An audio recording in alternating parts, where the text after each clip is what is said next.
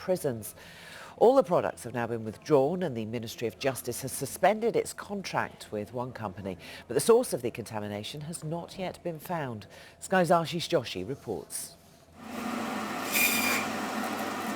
For Muslims, it's simply non-negotiable. All food eaten must be halal. And that means meat can never, ever contain pork. But that's exactly what's happened to Muslim inmates in some British prisons. Meat pies and pasties that were supposed to be halal have been found to contain traces of pork. The supplier has been suspended and the Food Standards Agency called in. What we've done in the investigation so far is we know who supplied the prison service and who supplied that supplier, but the food chain is long and often complex, so we have to search right the way back to find what the ingredient was that may have caused this, where that came from, and whether any other products may be affected. Thousands of inmates could have been exposed to the contaminated meat. 5% of the UK's population is Muslim, and according to the latest official figures, Muslims make up 13% of the prison population in England and Wales. 1/5 of males in young offenders institutions also describe themselves as Muslim.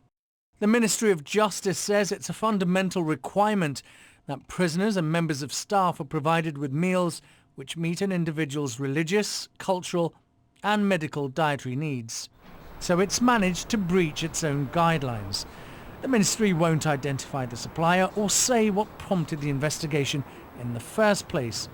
But Justice Minister Jeremy Wright did say, "This is an absolutely unacceptable situation and one which we regret greatly. Clearly this must be distressing for those affected and they can be reassured we are doing everything we can to resolve the situation." In its defence, the Ministry of Justice says the food was sourced from a halal certified supplier. And that's where the problem might lie. Muslim rights campaigner Masood Shajara has been involved in this issue for decades. He told me there are too many halal authorities and that compromises food regulation. Imam comes and sees the place one day and gives a certificate for 2-3 years. And now there are some institutions who are authorities, and then they got nice logos and everything else, doing exactly the same thing. They are not accountable to anybody. They're actually giving these certificates and receiving the revenues actually pours in. First there was the horse meat in burgers scandal, and now this. Consumer confidence is low. Explaining how this was allowed to happen might just help. Ashish Joshi, Sky News.